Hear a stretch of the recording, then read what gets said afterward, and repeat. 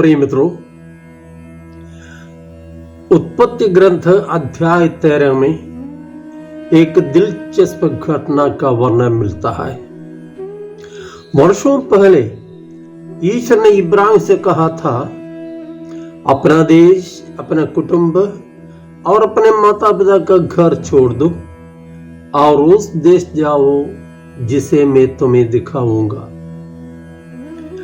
इसलिए इब्राहिम हारान छोड़कर एक अंधकरण की प्रेरणा से कनान की ओर रवाना हुआ। उसका भतीजा लोट भी उसके साथ चला। कनान में दोनों की संपत्ति की वृद्धि हुई। संपत्ति झगड़े का कारण बन गई।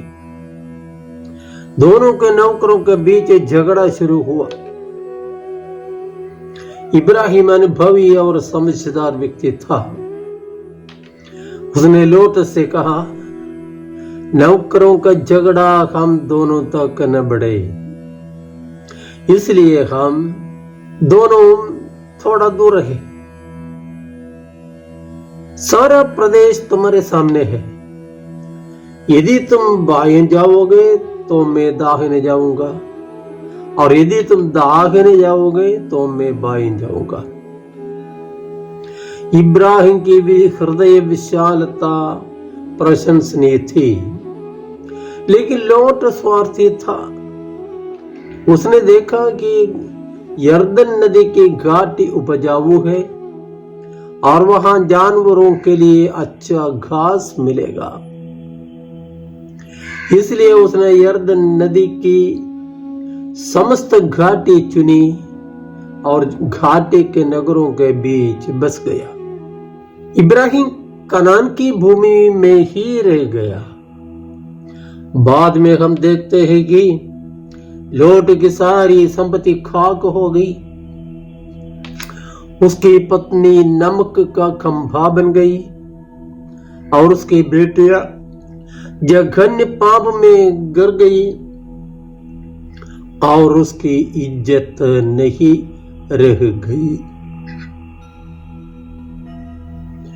तिमोथी के नाम पहले पत्र में संत पौलुस लिखते हैं, धन का लालच सभी बुराइयों की जड़ है।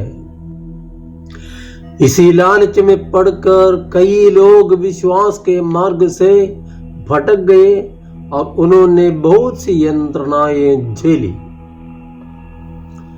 चोरी, डकैती, रिश्वतखोरी और बेईमानी से कमाया गया धन टिकाऊ नहीं है, यह सब जानते हैं। कितने ही लोग इन अपराधों के कारण बर्बाद हो गए हैं। गलत तरीकों से संपत्ति बढ़ाकर लोग कुछ दिन इशारा करते हैं, लेकिन कुछ दिन बाद जेल की हवा खाने लगते हैं या मारपीट में मिट जाते हैं। इसलिए प्रवक्ता ग्रंथकार लिखता है, जिसे सोने का मोह होता है वो धार्मिक नहीं रह पाता, और जो लाभ के पीछे पड़ता वह पथ भ्रष्ट हो जाएगा। सोने के कारण अनेकों का पतन हो गया और उनका अचानक विनाश हुआ। जो सोने के लालची है और उनके लिए फंदा बनता है, बहुत से मूर्ख उसमें फंस जाते हैं। अब हम सुसमाचार में वर्णित आज के हमारे हीरो सक्केऊस के मन परिवर्तन पर अपना ध्यान फोकस करें। सक्केऊस नाकेदारों का नेता था, धनी था। अन्य नाकेदारों की ही तरह वो ग्राहकों से पैसा लूट लेने में कोई बुराई नहीं देखता था। लेकिन जब यीशु रूपी ज्योति का उसके हृदय में प्रवेश हुआ तो उस ज्योति में उसने अपनी दुर्दशा देखी और समझी, वो शक पकाया, घबराया और उसने स्वयं को सुधारने का दृढ़ निश्चय किया। अब तक वह अपने लिए, अपने वालों के लिए जी रहा था। अब से वो ईश्वर के लिए और ईश्वर के संतानों के लिए जिएगा। उसने तुरंत अपनी कमाई का हिसाब लगाया। उसने घोषणा की कि जितनों को उसने लूटा था उन सब को वो 4 गुना लौटा देगा और बाकी संपत्ति का आधा हिस्सा गरीबों को देगा। यह है असली मन परिवर्तन। यहूदी नेता यीशु के खिलाफ भुनाते थे कि यह एक पापी के यहाँ ठहरने गया, लेकिन पापी को धर्मी बनाने की कला उन्हें मालूम नहीं थी। यीशु ने साफ कहा कि जो खो गया था मानव पुत्र उसी को खोजने और बचाने आया है। क्रिस्तीय जीवन की सही रूपरेखा हम यहां देख सकते हैं।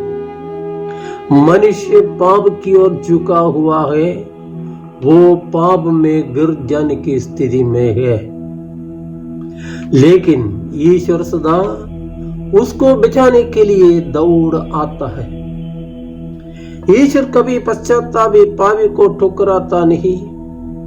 सही पश्चाताप मन में प्रारंभ होकर कर्मों में विकास पाता है। ये कोई आसान काम नहीं है। पाप से पुण्य की ओर बढ़ने वाली इस यात्रा में कभी कभी मनुष्य को कठोर निर्णय लेना पड़ सकता है। सक्केऊस ने यही किया। यीशु ने ज्योति जलाई जरूर, लेकिन उस ज्योति को, उस प्रेरणा को स्वतंत्र मन से स्वीकार करके दृढ़ संकल्प लेना उसका काम था और किसी का नहीं। सक्केऊस उस परीक्षा में विजयी हुआ। इसलिए यीशु ने कहा, आज इस घर में मुक्ति का आगमन हुआ है, क्योंकि यह भी इब्राहिम का बेटा है। हाँ, पापी सक्केऊस मन परिवर्तित होकर इब्राहिम का पुत्र यानी स्वर्ग राज्य के योग्य बन गया। हम अपने मन की जांच करके देखें, हमारा पश्चाताप किस प्रकार का है। 40 का समय हमारे लिए आत्मनिरीक्षण करके मन परिवर्तित होने तथा अपने लिए नहीं बल्कि दूसरों के लिए जीने की शैली अपनाने का निर्णय समय हो। इस काम में हम विजयी होना चाहते हैं तो हम ईश्वर से प्रार्थना करें, विनम्रता से प्रभु के चरणों में हम स्वयं को अर्पित करें। प्रभु ही हमारे सहायक है। जय यीशु।